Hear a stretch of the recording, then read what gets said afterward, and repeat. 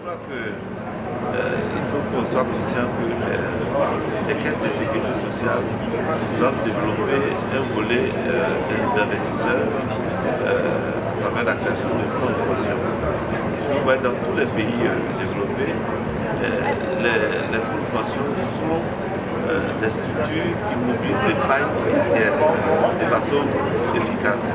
Pourquoi? Parce que quand vous créez une prestation vis-à-vis des populations, en face, vous avez une cotisation. Et donc, celui qui vient constituer son épargne à cette occasion, c'est qu'en face, demain, il a une prestation, même plus aujourd'hui, il a une prestation. Notamment pour la retraite, c'est des prestations qui sont différées sur 25 ans, 30 ans. Et donc, ce sont ces fonds-là qui sont utilisés pour le développement en attendant qu'au fur et à mesure ce soit reversé. Mais je pense que très peu de pays en Afrique ont compris ce rôle d'investisseurs institutionnels. Et la Côte d'Ivoire, depuis 2012, grâce à une réforme qui a été faite par le gouvernement ivoirien, a développé ce volet fonds de pension et d'un portefeuille de 26 milliards en 2012.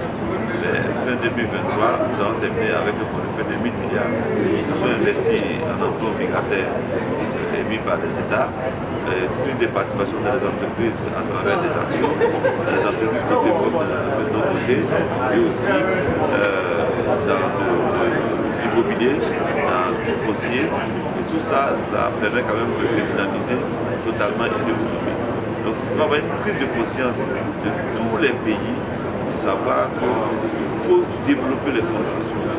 La deuxième chose que je voudrais dire, c'est que les pays ne doivent pas être cloisonnés. Parce que nous sommes des petits pays, donc les moyens doivent être mis ensemble pour qu'on ait des forces régionales afin que nous pouvons véritablement,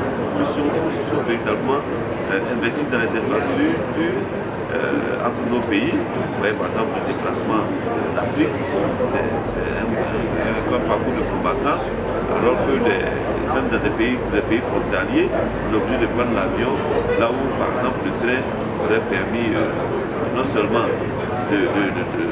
serait plus moins cher, mais aussi on parle des transitions écologiques à les ressources des pays. Donc je pense qu'au niveau des autorités de nos pays et toute la structure financière, tout le système financier, nous devons nous rencontrer plus souvent pour essayer de lever ces cloisons-là pour créer de la synergie. Et concernant le fonds d'investissement africain, quelles sont les perspectives que sa création ouvre sur le continent? Alors, ce qui est important, c'est que le fonds est né avec deux actionnaires, la CNPS de Côte d'Ivoire et la CNPS du Cameroun. Nous avons espoir que d'autres caisses vont nous rejoindre, mais je pense qu'à deux, si nous ouvrons aussi à certaines banques et à certains autres systèmes financiers, y compris les institutions financières régionales, nous pouvons mobiliser suffisamment de ressources pour mettre à la disposition du développement de notre continent. La CNPS, votre partenaire pour la vie.